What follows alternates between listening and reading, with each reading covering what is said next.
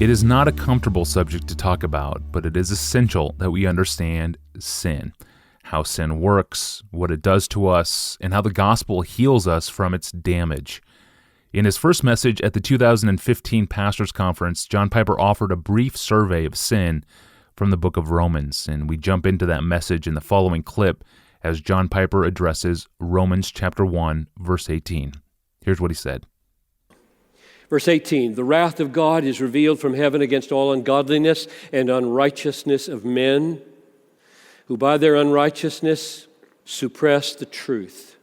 So here, mankind in general is described as ungodly and unrighteous. 1 John 5:17 says, all unrighteousness is sin. So we know what we're dealing with here. To all unrighteousness and ungodliness of men who, what's the first thing they do? They suppress the truth. Our ungodliness and unrighteousness inclines us to suppress truth. We repel the light. We run into darkness.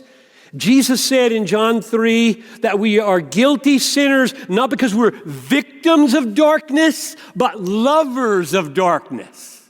John 3:19.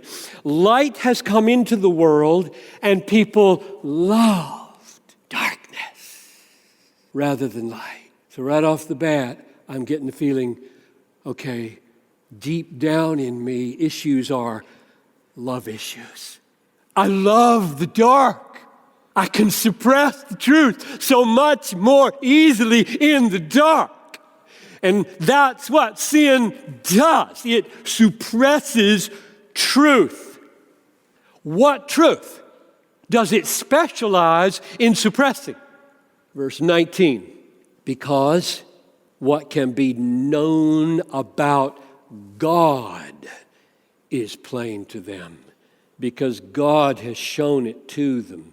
Knowledge of God is the truth that sin wants to suppress. So he says, therefore we have no excuse. Verse 20, middle of the verse.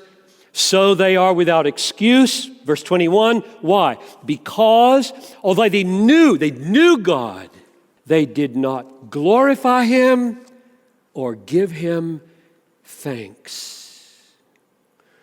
So the root of why we suppress the truth is that we don't want to glorify or thank God. And the truth is always testifying to His glory and His beneficence, and so it has to be squished down, put out of our mind, lest we feel guilty about not glorifying and thanking Him. We don't want to do it because we're sinners, and sin doesn't thank God.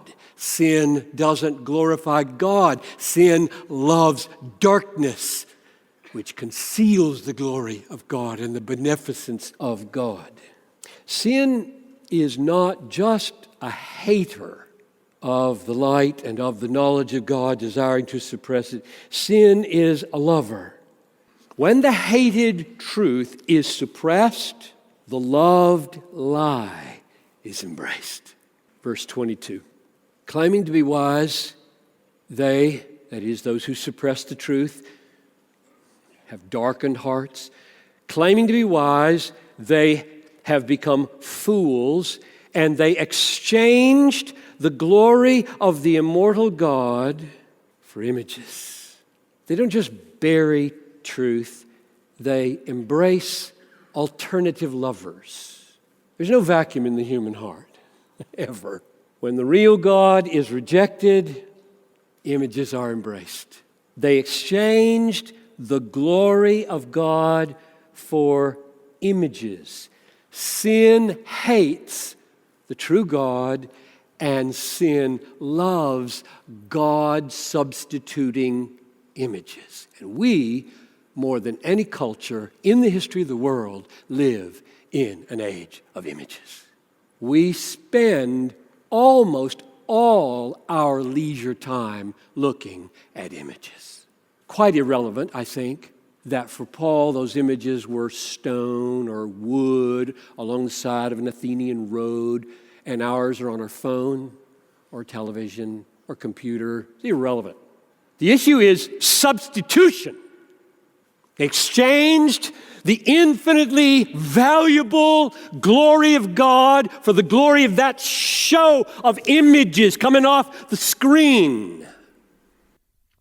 Yes, amen. This clip was taken from John Piper's message, What is Sin? The Essence and Root of All Sinning, from the 2015 Pastors Conference. The full message is on our site, along with all the conference media and over 1,200 other messages from John Piper. See our archive at desiringgod.org. Tomorrow, Ray Ortland will join us to talk about Bible reading. Specifically, what are we doing when we read the Bible? And how does the Bible ground us and stabilize us? I'm your host, Tony Ranke. We'll see you tomorrow.